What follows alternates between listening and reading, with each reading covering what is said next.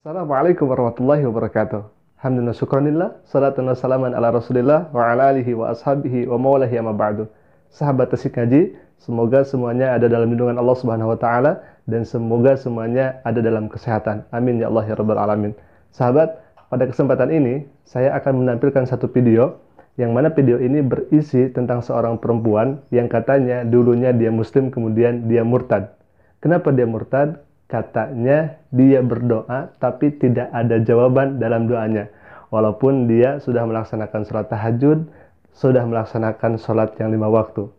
Nah sahabat, bagaimana video selengkapnya? Silahkan tonton dari awal sampai akhir.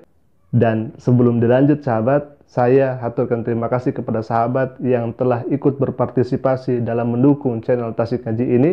Mudah-mudahan dukungan sahabat untuk sama-sama berjuang melawan kebatilan, menyuarakan kebenaran dibalas oleh Allah Subhanahu wa taala. Amin ya Allah ya rabbal alamin. Silakan sahabat, kita simak videonya. Dulu terima kasih hamba Tuhan yang malam ini juga akan menyaksikan secara langsung saya. Jadi saya langsung saja. Saya lahir dari keluarga muslim yang orang tua saya fanatik di Islam, seorang imam di desa, dan saya dididik sangat keras dengan agama Islam. Tapi saya sia-sia, tidak dapat jawaban apa-apa dan tidak mengerti dengan ajaran itu. Karena begini, saya belajar mengaji, dididik dengan keras, tidak ada waktu untuk bermain, hanya di situ saja seorang nenek. Dan pada saat itu saya masih anak-anak. Nah sahabat, barusan kita sudah dengarkan pernyataan si ibu ini. Katanya si ibu ini lahir dari keluarga muslim, kemudian mempunyai orang tua yang fanatik terhadap Islam, kemudian dia mempunyai seorang ayah yang menjadi imam, dan dia diajar oleh neneknya. Jadi dia mempunyai ayah yang katanya seorang imam, tetapi dia diajarinya oleh neneknya. Dan katanya si ibu ini tidak paham terhadap Islam, tidak mengerti terhadap ajaran Islam, kemudian tidak ada jawaban. Wallahu alam, jawaban apa itu kita tidak mengetahuinya. Tetapi kalau kita misalkan bertanya, apa yang tidak mengerti dalam Islam? Justru Islam itu adalah agama rasional. Islam itu adalah agama yang sesuai dengan fitrah manusia, yang sejalan dengan akal manusia. Bahkan agama Islam adalah agama yang lengkap tuntunannya. Dari semenjak bangun tidur, kemudian tidur lagi, ada tuntunannya. Ada contohnya dari baginda Nabi Muhammad SAW.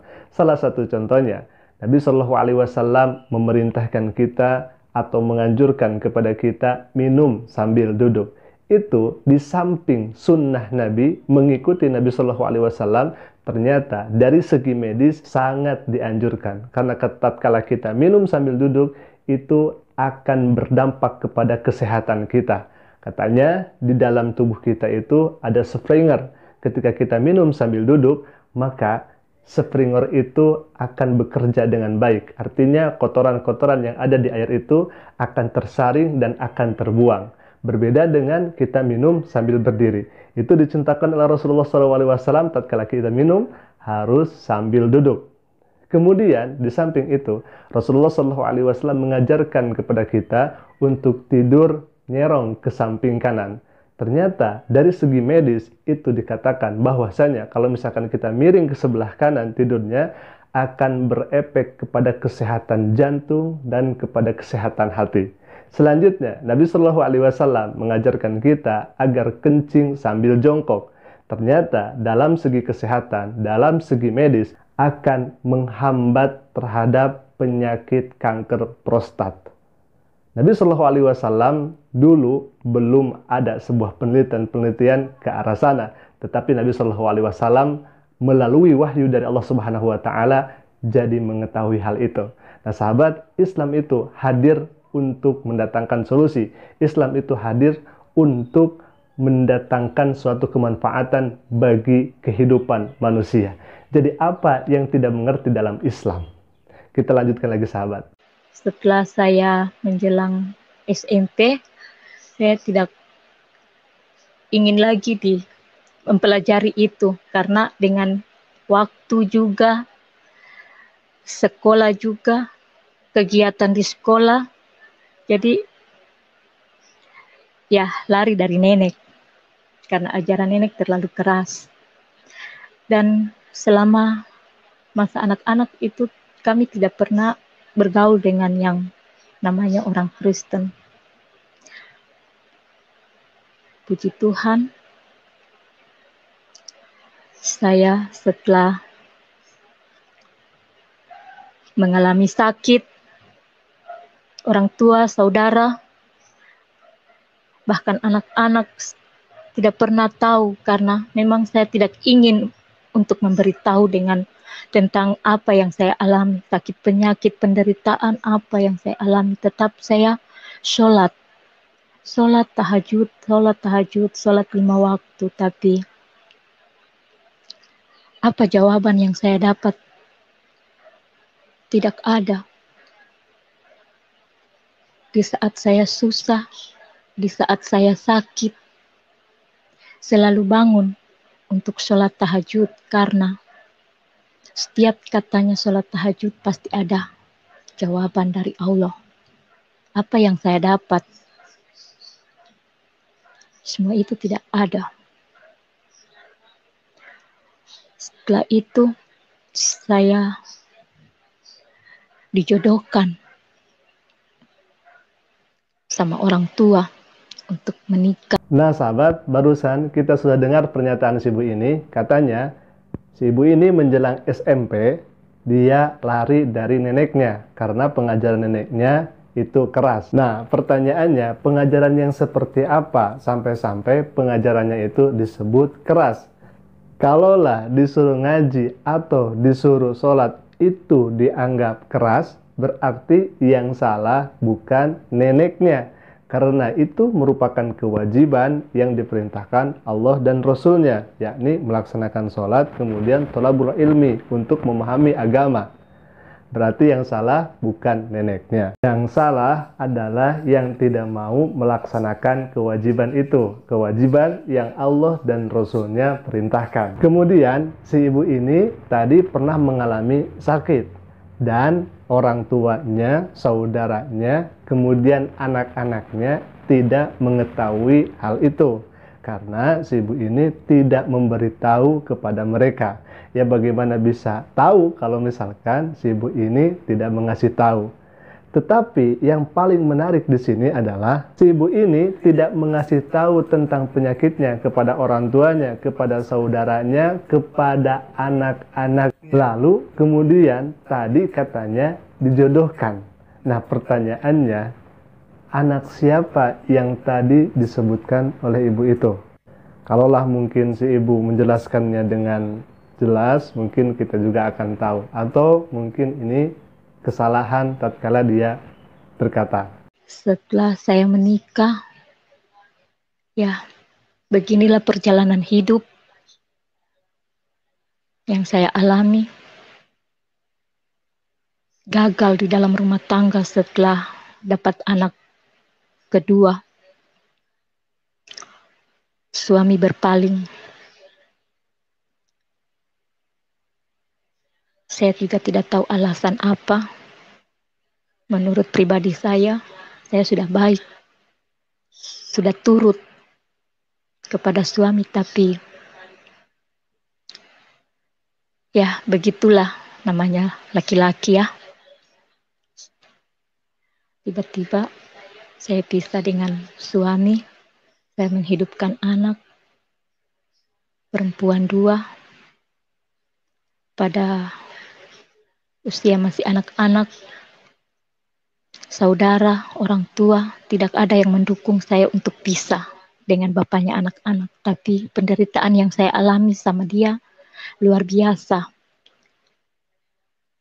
Tapi semua itu saya tutupi, saya tidak mau orang tua sedih. Tiba-tiba saya menghidupi dengan apa yang kemampuan saya. Karena berharap sama orang tua, ya orang tua juga terbatas ekonominya, petani biasa. Jadi harus saya cari nafkah bagaimana untuk menghidupi anak.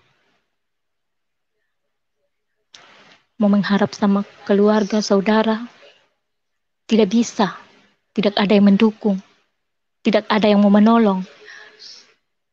Tapi selalu saya sholat, meminta ke Allah, ya Allah, berikan saya kesehatan. Jangan Engkau berikan saya sakit, karena saya menghidupi anak. Tapi ya, begitulah. Tidak ada jawaban. Dengan saya punya sakit yang saya alami, saya selalu pergi merantau kerja, cari nafkah anak-anak, sampai pada anak-anak masuk SMP. Nah sahabat, barusan kita sudah dengarkan pemaparan si ibu ini. Katanya si ibu ini mengatakan dia berdoa kepada Allah Subhanahu wa Ta'ala, tetapi sakitnya tidak kunjung sembuh. Nah sahabat, tadi juga dikatakan bahwa dengan sakit itu dia masih bisa merantau, dia masih bisa bekerja dan lain sebagainya. Bukankah itu merupakan rahmat dan kasih sayang Allah Subhanahu wa Ta'ala kepadanya?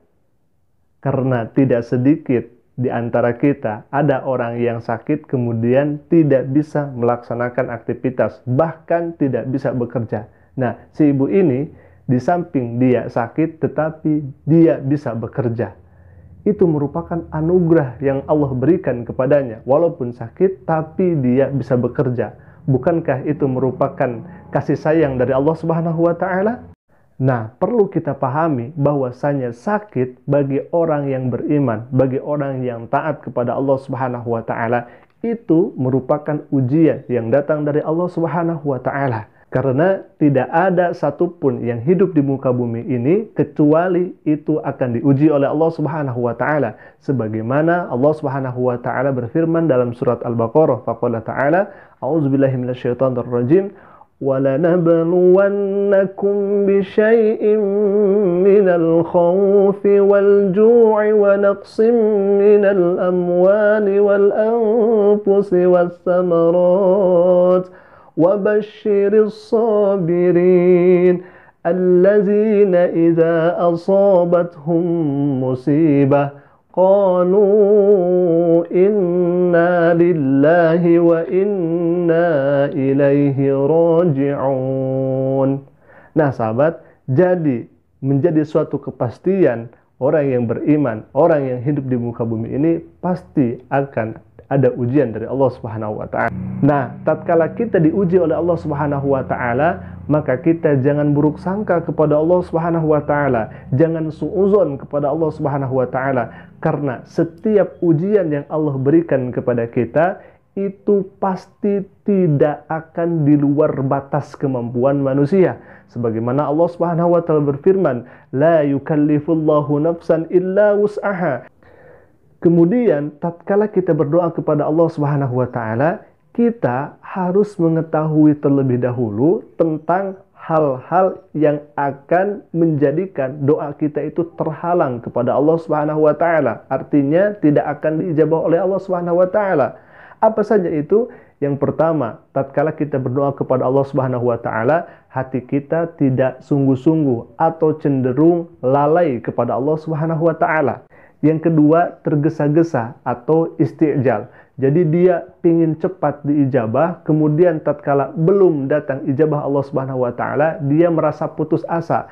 Nah, doa yang seperti ini akan ditangguhkan, bahkan Allah Subhanahu wa Ta'ala tidak lantas mengijabahnya. Selanjutnya, yang akan menghalangi doa diijabah oleh Allah Subhanahu wa Ta'ala, yaitu orang-orang yang memakan dari makanan yang haram, maka itu akan menjadikan doanya terhalang kepada Allah Subhanahu wa taala. Yang selanjutnya adalah orang yang bermaksiat kepada Allah Subhanahu wa taala. Tatkala dia berdoa kepada Allah Subhanahu wa taala, mungkin doanya tidak akan terlebih dahulu diijabah oleh Allah Subhanahu wa taala, tapi karena dia banyak dosa, maka Allah Subhanahu wa taala dengan doa yang ia panjatkan akan menggugurkan dosa satu dosa dengan dosa yang lainnya. Begitu luar biasanya tatkala kita berdoa kepada Allah Subhanahu wa taala, karena setiap doa itu tidak akan sia-sia, apalagi dengan doa yang dipanjatkan tulus kepada Allah Subhanahu wa taala, khusyuk dan tidak lalai di dalamnya, maka insya Allah doa itu akan diijabah oleh Allah Subhanahu wa taala. Sahabat, mungkin itu yang bisa saya sampaikan. Semoga Allah Subhanahu wa taala selalu menjaga tauhid kita, keimanan kita, sehingga kita meninggal dalam keadaan iman dan Islam. Amin ya Allah ya rabbal alamin. Sahabat, terima kasih atas dukungannya. Assalamualaikum warahmatullahi wabarakatuh.